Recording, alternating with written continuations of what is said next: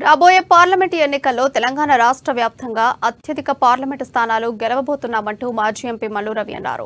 Krishna river management బోర్డును గత BRS ప్రభుత్వం ఆంధ్రకు తాకట్టు పెట్టారని విమర్శించారు.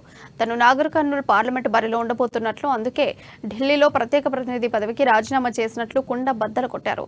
తన రాజీనామా లేఖను ముఖ్యమంత్రి రెడ్డికి పంపానంటున్న మల్లు రవితో మా పాలమూరు ప్రతినిధి Pradeep face to face. Parliament ఎన్నికలు సమీపిస్తున్న వేళ ఉమ్మడి పాలమూరు జిల్లాలో ప్రధాన పార్టీలైన బీజేపీ, కాంగ్రెస్ మరియు బీఆర్ఎస్ పార్టీలు ఇప్పటికే కథన రంగంలోకి దిగాయి. దీనికి సంబంధించి బీజేపీ పార్టీ విజయ సంకల్ప యాత్ర పేరుతో కాంగ్రెస్ పార్టీ నియోజకవర్గ స్థాయి కార్యకర్తల సమావేశాల ద్వారా ప్రజల్లోకి నిత్యం వెళ్తున్నారు. దీనికి సంబంధించి ఢిల్లీలో ప్రత్యేక ప్రతినిధి డాక్టర్ మల్లు రవి గారు ఉన్నారు. వారిని అడిగి మరిన్ని విషయాలు తెలుసుకున్నారు. సార్, ప్రధానంగా కాంగ్రెస్ పార్టీకి రేపు పార్లమెంట్ ఎన్నికల్లో కలిసి వచ్చే అంశాలేంటి?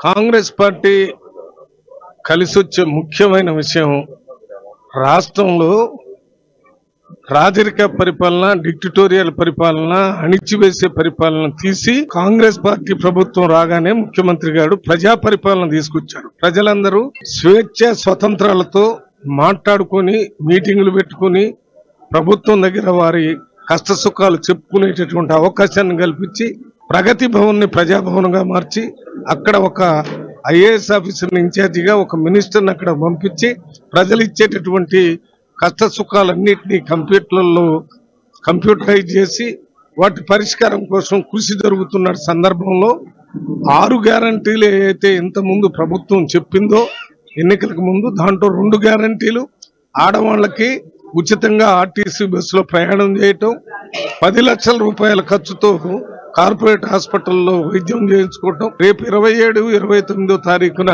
500 రూపాయలకే గ్యాస్ సిలిండర్ పేదవాళ్ళకి ఇవ్వటం, అంతేకాకుండా 200 యూనిట్స్ కరెంటు ఫ్రీగా పేదవాళ్ళకి ఇచ్చేటటువంటి ఏర్పాటు చేయటం, ఇవన్నీ చేస్తున్నటువంటి సందర్భంగా కాంగ్రెస్ పార్టీ ప్రభుత్వం ప్రజల ప్రభుత్వం, ప్రజా పరిపాలనని ప్రజలు అనుకుంటున్నారు. కాబట్టి మొన్న జరిగిన ఎన్నికల్లో వేసిన ఓట్ల కంటే ఎక్కువ మొత్తంలో ఈసారి కాంగ్రెస్ పార్టీకి ఓట్లేసి పార్లమెంటు సభ్యులను గెలిపించేటటువంటి అవకాశం ఉంది. విజయ సంకల్ప యాత్రలు కానీ, లేకపోతే యుద్ధ భేరీలు కానీ, లేకపోతే సింహగర్జనలు కానీ, ఇవన్నీ పెడితే ఓట్లేయరు. ప్రజలకి నమ్మకం కలగాలి. వాళ్ళ తరపున కాంగ్రెస్ పార్టీ పనిచేస్తుందనే నమ్మకం వాళ్ళకి కలిగింది. మొన్న అసెంబ్లీకి ఓట్లేశారు. దాని తర్వాత చెప్పిన మాట ప్రకారం పనిచేస్తున్నారనే నమ్మకం ఇప్పుడు కలిగింది. 2 నెలల్లో వచ్చే పార్లమెంటు కూడా రేపు ఓట్లేసి గెలిపిస్తారు. పదవికి రాజీనామా చేసినట్టు తెలుస్తుంది. దీనికి సంబంధించి పార్లమెంటు పై ఎందుకంత ఇంట్రెస్ట్? రేపు రాబోయే నార్కన్ నియోజకవర్గం నుంచి టికెట్ మీకు వస్తుందని భావిస్తున్నారు? నేను మొదటి నుంచి ఎన్నికల ద్వారా వచ్చేటటువంటి పదవుల కోసమే పనిచేసేటటువంటి నాయకుడు. నేను ఎప్పుడు ఎమ్మెల్సీ కోసం గానీ ఎంపీ కోసం ట్రై చేయలేదు. ఎప్పుడు ఇక్కడ చర్చలకు వచ్చి ఒక జనరల్ సీట్ లో ఎమ్మెల్యేగా పోటీ చేసి గెలిచాను. మళ్ళీ ఎమ్మెల్యేగా గెలియాలనే కానీ ఇక్కడ ప్రయత్నం చేశాను. అక్కడ 2 సార్లు పార్లమెంట్ సభ్యుడిగా ఎన్నికల్లో గెలిచాను. మళ్ళీ 2019లో పోటీ చేశాను, గెలవలేదు. ఇప్పుడు పోటీ చేస్తానని అప్పుడే చెప్పాను. 2019 నుంచి ఇప్పుడు 24 దాకా నిరంతరం అక్కడ ఉన్నటువంటి ప్రజలతో కలిసి పనిచేస్తూ ప్రజాప్రతినిధుల ఎన్నికలు, మొన్న జరిగిన ఎమ్మెల్యే ఎన్నికల్లో కూడా వారి గెలుపు కోసం కృషి చేయటం జరిగింది.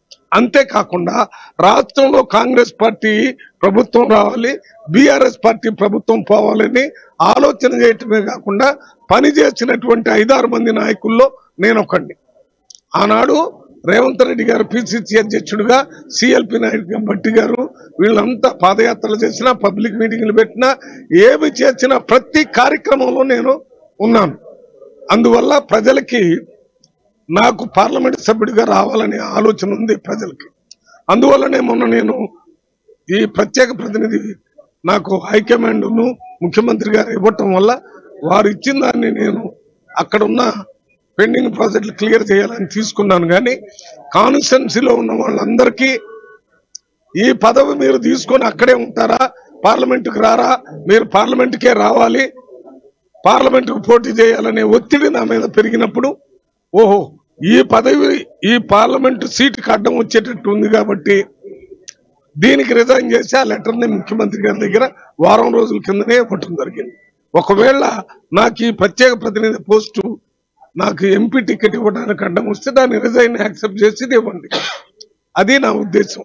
అంతేగాని ముఖ్యమంత్రికి కానీ లేక పిసిసి అధ్యక్షుడికి కానీ లేక కాంగ్రెస్ పార్టీ హైకమాండ్గా నేను ఎప్పుడు వ్యతిరేకం కాదు.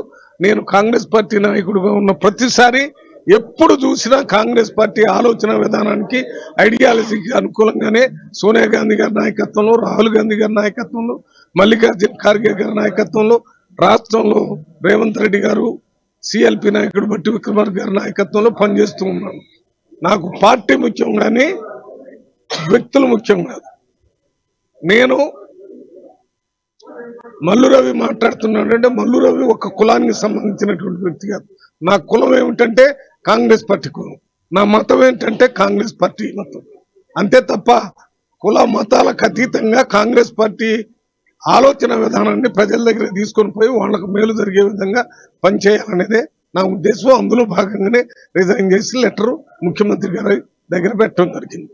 ఇదైతే తెలంగాణ రాష్ట్రంలో రాబోయే ఎన్నికల్లో కాంగ్రెస్ పార్టీ ఘన విజయం సాధిస్తుందంటూ ఇదైతే తాను ప్రత్యేక ప్రతినిధి రాష్ట్ర ప్రయోజనాలకు తీసుకున్నాను తప్ప తాను మొదటి నుంచి నార్కల్ పార్లమెంట్ సభ్యుడిగానే ఇంట్రెస్ట్ ఉందంటూ, రాబోయే రోజుల్లో తనకే టికెట్ వస్తుందంటూ, మెజార్టీ ఎమ్మెల్యేలు కూడా తనకు సపోర్టుగా ఉన్నాడంటూ తాను నిఖార్సైన కాంగ్రెస్ కార్యకర్తగానే పనిచేస్తానంటున్నాను. ఇది ఇక్కడ పరిస్థితి. వీడియో జర్నలిస్ట్ రాజేష్తో ప్రదీప్, అమ్మా న్యూస్, జడ్చలని.